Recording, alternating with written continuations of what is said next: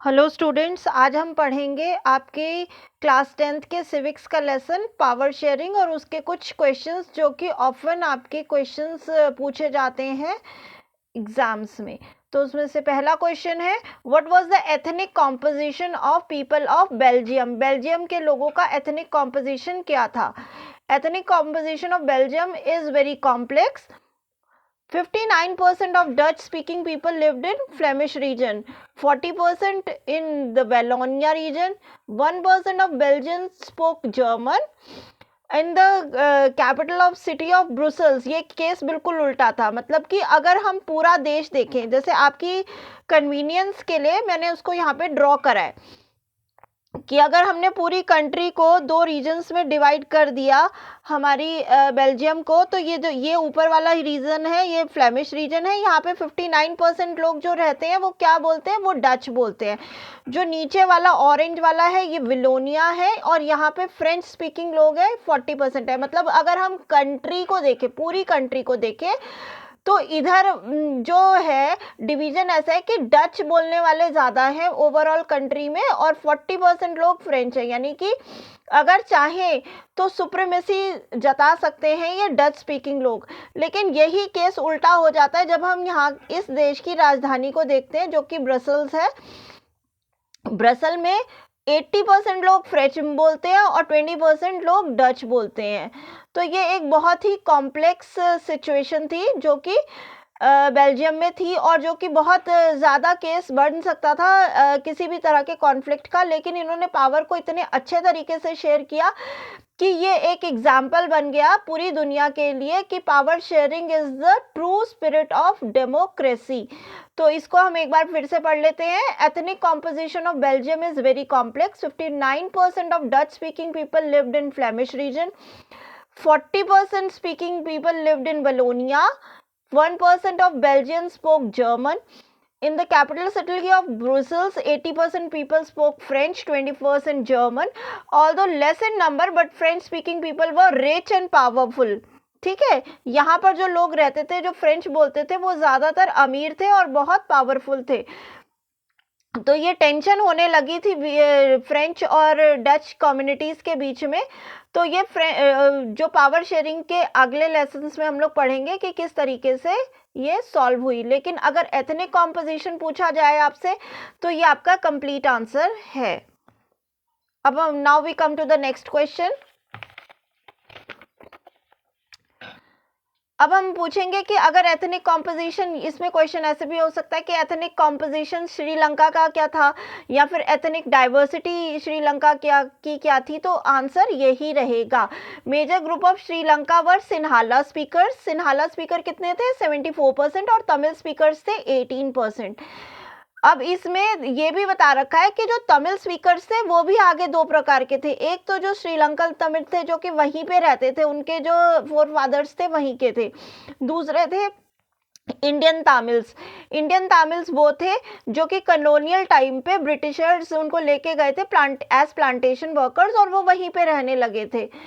अब इसके साथ साथ श्रीलंका के केस में हमको रिलीजियस कॉम्पोजिशन भी बताया गया है कि जो सिन्हाला कम्युनिटी है जो 74% है वो ज़्यादातर बुद्धिस्ट लोग हैं, और जो तमिल स्पीकर्स हैं जो कि माइनॉरिटी में है वो या तो हिंदू हैं और या मुस्लिम है. तो ये आपको लिखना पड़ेगा अगर क्वेश्चन आता है एथनिक डाइवर्सिटी, एथनिक कॉम्पोजिशन, कुछ भी बनकर आएगा तो ये आपका पूरा कंप्लीट आंसर होगा उसमें to score the maximum marks.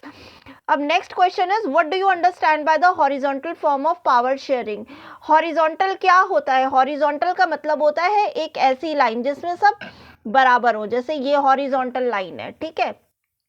इसमें किस तरीके से होता है? इसमें हम इंस्टीट्यूशंस में डिवाइड कर देते हैं, जुडिशरी, लेजिस्लेचर और एग्जीक्यूटिव. इसमें सब लोग बराबर होते हैं, कोई भी ऊपर या नीचे नहीं है.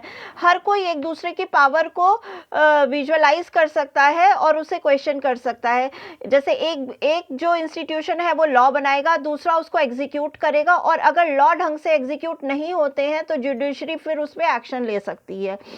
So I hope this is clear to you. Now we come to the next question, और ये क्वेश्चन में जब भी आप लिखेंगे तो ये जरूर लिखना स्पिरिट ऑफ फेडरलिज्म, ठीक है। Power sharing is the spirit of federalism, ये आपकी बुक में कई बार आ चुका है। तो इससे रिलेटेड, इस क्वेश्चन से रिलेटेड आपका एग्जाम में कोई भी क्वेश्चन आता है ये जरूर लिख देना, it is going to score you more marks. Now we come to the next question.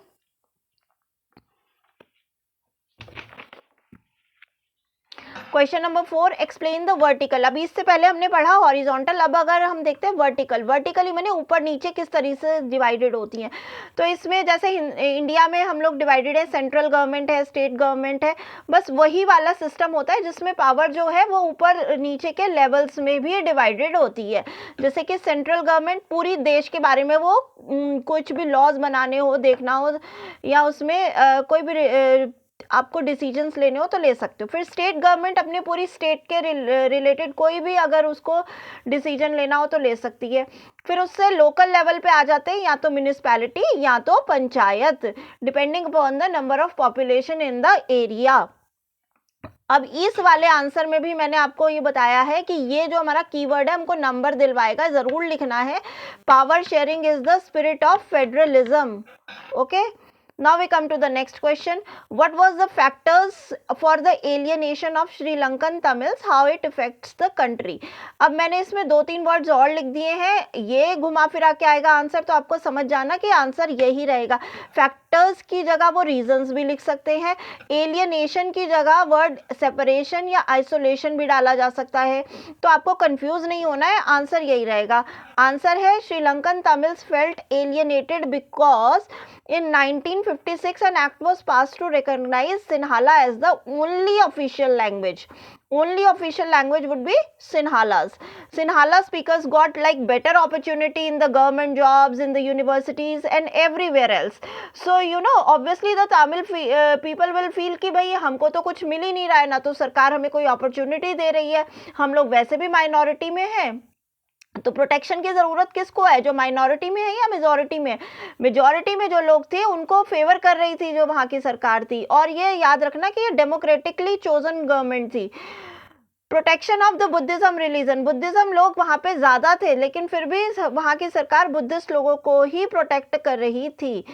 तो ऑब्वियसली जो तमिल लोग थे वो उनको लगा कि भाई हमारी भाषा, हमारी एथनिसिटी को नहीं ध्यान दिया जा रहा है, हमें प्रॉपर एजुकेशन नहीं मिल रही है, जॉब की अपॉर्चुनिटीज नहीं मिल रही हैं, तो इसकी वजह से श्रीलंका में सिविल वॉर हो गया। ठीक, due to the tension between the Sinhala speakers and the Tamils it soon turned into a civil war।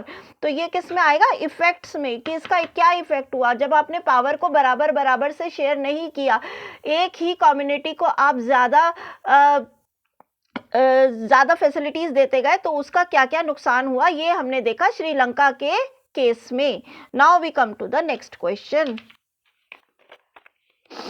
Question number 6 is name the countries Belgium shares its border with.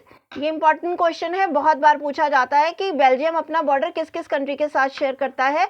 The answer is Luxembourg, France, Netherlands and Germany. Next question is name the capital of Belgium. इसमें ना 2 question आते हैं, तो मैंने ये इसीलिए आपके लिए हाईलाइट किया है। बेल्जियम का कैपिटल पूछा गया तो भी ब्रुसेल है आंसर। अगर ये पूछा गया कि हेडक्वार्टर कहाँ है यूरोपियन यूनियन का, तो यूरोपियन यूनियन का हेडक्वार्टर भी बेटा ब्रसेल्स में ही है। एक और क्वेश्चन है जो कि पूछा जा सकता है, तो मैंने आपके लिए दे दिया है कि एलटीटी की फुल फॉर्म क्या है। ये एक जिसे कहते हैं कि गुरिल्ला वॉर फॉर्म में थी, जो तमिल लोगों ने जब उन्हें इतना ज़्यादा डिप्रेस किया गया था, ओप्रेस किया गया, तो उन्होंने अपने लिए एक अलग स्टेट की मांग करी थी, तो उसके के लिए ये फॉर्म हुई थी। इसका फुल फॉर्म है Liberation Tigers of Tamil Eelam. अब एक और इम्पॉर्टेंट क्वेश्चन जो कई बार पीवाईक्यूज में पूछा गया है कि what do you mean by Eelam. LTTE में ये जो एलम वर्ड है, ये एलम क्या है? एलम मतलब स्टेट। तमिल लोग अपने लिए एक अलग जगह मांग रहे थे, अपनी अलग एक स्टेट मांग रहे थे। Now we come to the next question which is question number 10। How was power shared in Belgium. इसमें 2 तरीके से क्वेश्चन फ्रेम होके आ सकता है, लेकिन आंसर यही रहेगा। दोनों क्वेश्चन मैंने आपके लिए लिख दिए कि बेल्जियम मॉडल क्या था, या बेल्जियम में पावर को किस तरीके से शेयर किया गया था। The answer is equal number of French and Dutch speaking people ministers in the central government, central government में बराबर बराबर मिनिस्टर थे, फ्रेंच स्पीकिंग भी और डच स्पीकिंग भी। अब आ जाते हैं हम स्टेट लेवल पर। स्टेट लेवल पर स्टेट को बहुत सारी पावर्स दी गई थी कि मतलब वो सेंट्रल से अलग होकर कुछ पावर्स को इस्तेमाल करके उस स्टेट को रन कर सकती थी। सेपरेट गवर्नमेंट इन ब्रसल, हमने देखा कि ब्रसल जो वहाँ की राजधानी थी, वहाँ का जो कॉम्पोजिशन था वो डिफरेंट था, तो वहाँ पे गवर्नमेंट अलग तरीके से काम करती थी। कम्युनिटीज हैड इक्वल पावर, अब कम्युनिटी लेवल पर भी दोनों ही कम्युनिटी की अलग अलग पावर थी, ठीक है। कम्युनिटी गवर्नमेंट भी बनाई गई थी वहाँ पे फ्रेंच और डच के लिए, मतलब कि आप कहीं पर भी रहते हो, आप चाहे ब्रसल में रहते हो या फिर बेल्जियम में किसी भी और पार्ट पे रहते हो, उसमें कोई फर्क नहीं पड़ता था, कम्युनिटी गवर्नमेंट अपने लोगों के लिए काम करती थी। तो ये एक बहुत ही कॉम्प्लेक्स स्ट्रक्चर था, लेकिन ये बहुत ही काम आया आगे चलकर। इसी वजह से ये यूरोपियन यूनियन का जब इसे हेड बनाया गया था, हेड क्वार्टर, तो ये इसीलिए किया गया था कि भैया जो ये मॉडल इन्होंने यहाँ पर बेल्जियम वालों ने बनाया है, it may be complicated but it is very good, okay, because power sharing is the true spirit of democracy. I will be giving you some more questions related to this lessons. Till then, keep revising these questions. Thank you, students.